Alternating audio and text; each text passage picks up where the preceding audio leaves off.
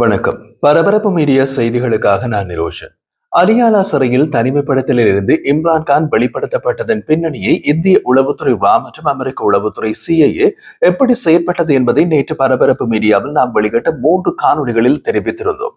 இம்ரான்கான் தனிமைப்படுத்தப்பட தொடங்கிய தகவல் கிடைத்ததிலிருந்து இந்திய உளவுத்துறை ராவின் உளவு வலைப்பின்னல் இஸ்லாமாபாத்திலே அதிகரித்திருந்தது. அசீம் முனீரின் நடவடிக்கைகள் பிடிக்காத பலர் பாகிஸ்தான் ராணுவ தலைமையகம் GHQவில் இருப்பதை ராத் தெரிந்து கொண்டது.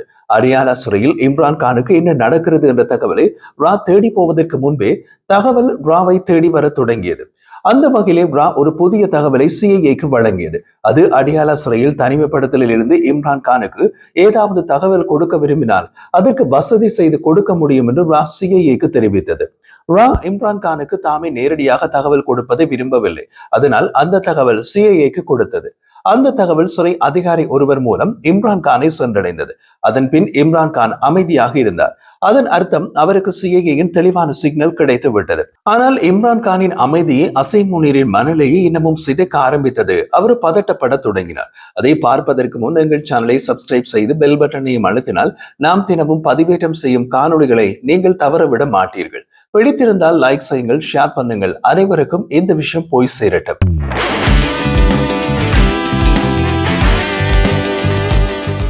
தனிமைப்படுத்தலில் இருந்த இம்ரான்கான் பேசவில்லை என்றாலும் அவர் முழு பாகிஸ்தானும் அவரை பற்றி பேசியது. பாகிஸ்தானின் அரசியல் நிலைமையும் மாற்றமாகி வந்தது. முன்னாள் நீதிபதிகள் ஒரு குழு சேர்ந்து இம்ரான்கானின் வழக்குகளை மறுபரிசீலனை செய்ய தொடங்கினர். அரசாங்கத்திற்குள் இருந்த சில அதிகாரிகள் கூட ராணுவ தலைமையகம் GHQவின் உத்தரவுகளை நிறைவேற்ற மறுத்தனர். அவர்களின் பயம் இப்போது அசீம் முனீரிடம் இல்லை. அவர்களின் பயம் உலகம். இம்ரான்கான் மீது நடக்கும் அநியாயத்தை உலகம் பார்க்கின்றது. இதற்கிடையில் இம்ரான்கானின் சிறை அறையில் ஒரு விசித்திரமான மாற்றம் நடந்தது. அவரின் கண்களில் இருந்த கோபம் இப்போது ஒரு தன்னம்பிக்கையாக மாறியது. அசீம் முனீரின் கவுண்ட் டவுன் அந்த நாளில் இருந்து தொடங்கியது. அவர் ராணுவ தளபதி என்ற பெயரை வைத்திருந்தாலும் அவர் அதிகாரம் கரைந்து வருவதை GHQவின் சுவர்கள் கூட உணர்ந்தன. அவர் கண்களில் இருந்த நம்பிக்கை இல்லை, அவர் குரலில் இருந்த கட்டளை இல்லை, அவர் நடையில் இருந்த உறுதியும் இல்லை. CIA மற்றும் ரா தொடர்ந்து இம்ரான்கானை கண்காணிக்கும் நிலையில் இருந்ததால் அவர் மீது நடக்கும் எந்த சிறிய மாற்றமும் உடனடியாக உலக உளவுத்துறையின் நிழல் திரையில் தோன்றியது. இது GHQவுக்கு தாங்க முடியாத அழுத்தமாக இருந்தது. ஒரு நாடு தனது ராணுவ தளபதியை விட வெளிநாட்டு உளவுத்துறைகளின் கண்காணிப்பில் அதிகமாக இருந்தது. இது பாகிஸ்தான் முன்னெப்போதும் இல்லாத ஒரு தருணம். இது அசீம் முனீரின் உத்தரவுகள் இப்போது பல இடங்களில் நிறைவேற்றப்படாமல் தாமதமாகின. அவரது முடிவுகள் கட்டளைகள் போல் ஏற்கப்படவில்லை. இந்த நிழல் கிளர்ச்சியினை CIA மற்றும் ரா இரண்டும் கவனமாகவே பதிவு செய்தன. அவர்களுக்கு இது ஒரு வாய்ப்பு. ஒரு நாட்டின் ராணுவத்தின் உள்ளே இது போன்ற மன அழுத்த பிளவு உருவாகும் போது அதை திசை திருப்புவது எளிது. இதனால் அரசியல் நிலைமையும் மாறும். CIA ஒரு உளவியல் மதிப்பீட்டை உருவாக்கி அமெரிக்க அரசுக்கு அனுப்பியது. அதில் பாகிஸ்தான் கட்டளை அமைப்பு கடுமையான உளவியல் அழுத்தத்தில் உள்ளது. இம்ரான்கானின் தொடர்ச்சியான தடுப்பு காவல் இனி நிலைக்க முடியாதது என்று குறிப்பிடப்பட்டிருந்தது. இந்த ஒரு வரி அமெரிக்க அரசியல் முடிவுகளை மாற்ற போதுமானது. இந்த மதிப்பீட்டின் பலனாக அமெரிக்கா பாகிஸ்தானுக்கு புதிய தூதரக எச்சரிக்கை ஒன்றை அனுப்பியது. அதில் கடமை இல்லை, ஆனால் அது பாகிஸ்தானுக்கு தெளிவான ஒரு சிக்னல். அவரை உடனடியாக விடுதலை செய்யுங்கள் அல்லது அவரது தடுப்பு காவல் நிபந்தனைகளை முறைப்படுத்துங்கள். ஆனால் பாகிஸ்தான் அரசாங்கம் என்ன செய்ய முடியும்? முடிவு எடுக்க வேண்டியது முனீர் தான். இந்த விஷயத்தில் பாகிஸ்தான் அரசாங்கத்தை விட முனீரின் அதிகாரம் அதிகமாக இருந்தது. இது சமீபத்தில் பாகிஸ்தானில் செய்யப்பட்ட ஒரு சட்ட திருத்தம். அசீம் முனீரின் அதிகாரம் கையில் இன்னமும் இருந்தாலும் அவர் அதை பயன்படுத்தும் தைரியம் இப்போது குறைந்து கொண்டிருந்தது. பாகிஸ்தான் உளவுத்துறை ISIயின் உள்ளேயும் இதே நிலை. முன்பு அசீம் முனீருக்கு நம்பிக்கையுடன் இருந்த சில அதிகாரிகள் தங்களின் நிலைப்பாடுகளை மெதுவாக மாற்ற தொடங்கினார்கள். அவர்கள் திறந்த வெளியில் எதையும் கூறவில்லை. ஆனால் அவர்கள் கொண்டிருந்த கேள்விகளுக்கு இடமில்லாத விசுவாசம் மெதுவாக மறைந்து போனது. இம்ரான்கானின் உயிருக்கு நேரடியான அபாயம் அதிகரித்தது என்ற தகவல் முதலில் CIAயில் உருவானது. உண்மையிலேயே உயிராபத்து இருந்ததா இல்லையா என்பதற்கு மேலாக உயிராபத்து அதிகரிக்கிறது என்ற இமேஜை CIA உருவாக்கியது. அந்த தகவல் ராணுவ தலைமையகம் GHQ, உளவுத்துறை ISI அதிகாரிகள் மத்தியில் மெதுவாக மற்றும் தெளிவாக பரப்பப்பட்டது. இப்படித்தான் CIA ராணுவ தலைமையகம் GHQவுக்குள் ஒரு தகவல், ஒரு அச்சம் என்ற வகையில் ஊடுருவியது. அடுத்த கட்டம் CIA பாகிஸ்தானுக்குள் இருக்கும் நிழல் கண்காணிப்பு வளையத்தை அதிகரித்தது. அவர்கள் பயன்படுத்தியது செயற்கைக்கோள் கண்காணிப்பு மட்டுமல்ல, குறைந்த அலைவரிசையில் இயங்கும் அழுத்த உணர் கருவிகள், மின்சார முடக்கம், நேரங்களை பதிவு செய்யும் சென்சார்கள், சூடேற்றம் மற்றும் காற்றோட்ட மாற்றங்களை கண்காணிக்கும் நுண்ணறிவு உபகரணங்கள். இவை அனைத்தும் CIAயின் நிழல் பாதுகாப்பு வளையம் ஆக அரியாலா சிறைச்சாலையை முழுமையாக சுற்றியிருந்தது. ஐஎஸ்ஐ இந்த உபகரணங்களின் இருப்பை உணரவில்லை. இந்த கண்காணிப்பின் அடுத்த கட்டம் மிக ரகசியம். அதை சிஐஏ தங்களின் உள் ஆவணங்களின் நிழல் மீட்பு நடைமுறை என்று அழைத்தது. இதன் நோக்கம் இம்ரான்கானை சிறையிலிருந்து மீட்டு வெளியே கொண்டு வருவது அல்ல. நோக்கம் பாகிஸ்தான் ராணுவம் எப்போதும் இம்ரான் மீது இறுதி நடவடிக்கை எடுக்க முடிவு செய்கின்றது என்பதை முன்கூட்டியே அறிந்து விடுவது. இந்த நடைமுறை ஒரு வகையில் கண்ணுக்கு புலப்படாத பாதுகாப்பு கவசம். ஒரு நாடு மற்றொரு நாட்டுக்குள் இத்தகைய நடவடிக்கை முன்னெடுப்பது மிக அரிது. ஆனால் சிஐஏ இந்த கவசத்தை பாகிஸ்தானுக்குள் அமைக்க வேண்டிய கட்டாயத்தில் இருந்தது.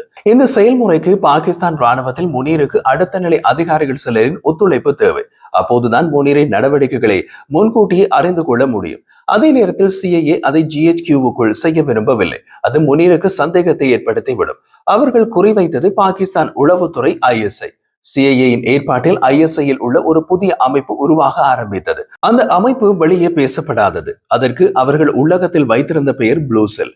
இது உத்தியோகபூர்வ பிரிவு அல்ல. இது ராணுவம் தவறு செய்கிறது என்று நம்பும் மௌனமான உளவுத்துறை அதிகாரிகளின் வட்டம். அவர்கள் நேரடியாக இம்ரான்கானுக்கு ஆதரவு செயற்படவில்லை.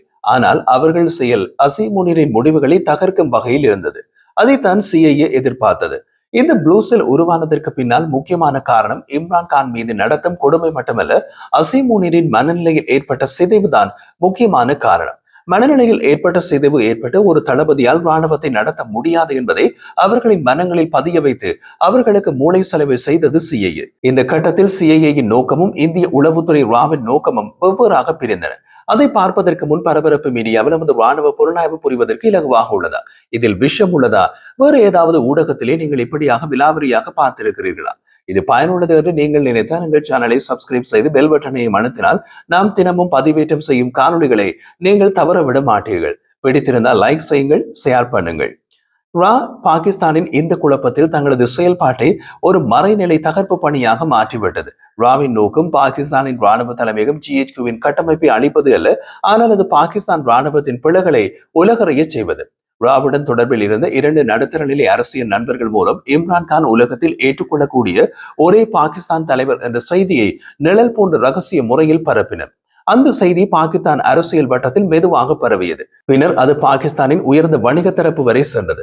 இந்த மெல்லிய மாற்றம் GHQவுக்கு தெரியாமலே அவர்களை உலக அரசியலில் தனிமைப்படுத்தும் நிலையை உருவாக்கியது. பாகிஸ்தானுக்குள் இன்னும் ஒரு பெரிய நிழல் நடவடிக்கையை செய்தது. இம்ரான்கான் வைக்கப்பட்டிருந்த அடியாலா சிறைச்சாலை அருகே இருந்த ஒரு பழைய தொலைத்தொடர்பு கோபுரத்தை அவர்கள் மறைமுக குறுக்கிட்டு வலையமைப்பாக மாற்றினர். இந்த வலையமைப்பு ISIயின் கண்காணிப்பு அலைகளை தடுக்கும் திறன் கொண்டது. ISI இந்த சிக்னல் தடுப்பை சாதாரண தொழில்நுட்ப சிக்கல் என்று நினைத்தது. ஆனால் அதை சிஐஏக்கு ஒரு மரநிலை சிக்னலாக மாட்யூலாக பயன்படுத்த வழி ஏற்படுத்தியது. இதற்கு பெயர் ஜாயிண்ட் பாசிவ் ரிலே. இதன் மூலம் சிறையில் உள்ள நடந்த சில முக்கிய தருணங்கள் ஊடாக சிஐஏக்கு சென்றது. இந்த ஆபரேஷன்களின் கிளைமேக்ஸ் இம்ரான்கான் அவரது சகோதரியை சந்திக்க அனுமதிக்கப்பட்ட தினத்திற்கு முதல் நாள் இரவு அரங்கேறியது. ராவல்பிண்டி GHQவில் அந்த இரவு ஒரு விதமான அசாதாரணமான அமைதி நிலவியது. அந்த அமைதி சாதாரண மௌனம் அல்ல, அது புயலுக்கு முன் வரும் அந்த பயமூட்டும் அமைதி. GHQவில் நடந்தது ஒரு ரகசிய மாற்றம். யாரும் அதை வெளிச்சத்தில் சொல்லவில்லை, ஆனால் அனைவரும் அதை உணர்ந்தனர். அசீம் முனீரின் அதிகாரம் அன்றிரவு அவரிடம் இல்லை. அந்த இரவில் நடந்த முக்கியமான காரணம் ஒன்று, GHQவின் மேல்படையில் உள்ள பாதுகாப்பு அறை திடீரென்று உள் கண்காணிப்பு நிலைக்கு மாற்றப்பட்டது. அதை உள் கைது நிலை என்று அதிகாரிகள் அடக்கமாக அழைப்பார்கள். இதன் அர்த்தத்தை எளிமையாக சொன்னால், தளபதியே கண்காணிப்பில் உள்ளார். இது ராணுவ வரலாற்றில் மிக அபூர்வமான ஒரு நிகழ்வு. ஒரு தளபதி தன்னுடைய அதிகாரத்தில் இருந்து விலகவில்லை, ஆனால் அவரது முடிவுகளை தேவையான அதிகாரிகள் மறைமுகமாக தடுக்க ஆரம்பித்தனர். அவரை பாதுகாப்பு அறையின் நிழல் சுவருக்குள் தனிமைப்படுத்தினர். அவரிடம் வரும் தகவல்கள் குறைக்கப்பட்டன. அவரிடமிருந்து வெளியே செல்லும் உத்தரவுகள் தாமதப்படுத்தப்பட்டன. இந்த மாற்றம் ப்ளூ செல்லின் முடிவு அல்ல, அது சிஐஏ மற்றும் ப்ளூ செல் இணைந்து எடுத்த செயல் திட்டத்தின் ஒரு முக்கிய கட்டம். ப்ளூ செல் இதை செய்ய ஏன் முன் வந்தது? சிஐஏ கடந்த வாரம் அந்த ரகசிய குழுவுக்கு ஒரு நுண்ணிய சிக்னல் அனுப்பியிருந்தது. அது காகிதத்தில் இல்லை, அது பாகிஸ்தானின் வானில் ஓடிய ஒரு குறுகிய அலை தகவலில் இருந்த ஒரு மறைநிலை எச்சரிக்கை. அந்த சிஐஏ எச்சரிக்கை கூறியது ஒன்று: உங்கள் தளபதியை தனிமைப்படுத்துங்கள், அவர் தவறான உத்தரவை எந்த நிமிடமும் தரக்கூடும். இந்த எச்சரிக்கை ப்ளூ செல்லுக்கு ஒரு தீப்பொறி போல இருந்தது. அவர்கள் இதை தாமதமின்றி செயற்படுத்தினார்கள். அசீம் முனீர் இந்த மெல்லிய மாற்றத்தை உணர்ந்தார். அவர் அளித்த சில உத்தரவுகள் தாமதமாகிவிட்டது என்பதை அவர் கவனித்தார். சில கோப்புகள் அவரிடம் வரவே இல்லை. சில ராணுவ பிரிவுகளின் தகவல்கள் அவரிடம் சென்று சேரவில்லை. இது சாதாரணமாக நிர்வாக பிழை அல்ல, இது ஒரு கட்டுப்பாட்டு முறிவு. அவர் திடீரென்று தனது நெருங்கிய அதிகாரிகளை பார்த்தார். அவர்கள் முகத்தில் முன்பு இருந்த மரியாதை இல்லை, அது மாறிவிட்டது. அது கவலையாகவும் சில நேரங்களில் இரக்கம் போன்ற முகபாவனையாகவும் இருந்தது. அந்த முகங்களில் அவர் எதிர்கொண்ட உண்மை, அதிகாரம் அவரது கைகளில் இருந்து நழுவுகின்றது. இதையெல்லாம் மாற்றி மீண்டும் இயல்பு நிலைக்கு வர முன்னீருக்கு இருந்த ஒரே வழி இம்ரான்கான் தனிமைப்படுத்தலை நீக்குவதுதான். மறுநாள் காலை அது நடந்தது. இம்ரான்கானை அவரது மனைவி சென்று சந்தித்தார். அவர் உயிருடன் உள்ளார் என்ற தகவல் மறுநாள் ஊடகங்களில் தலைப்புச் செய்தியாக வந்தது. அது எப்படி நடந்தது என்பது யாரும் கூறவில்லை.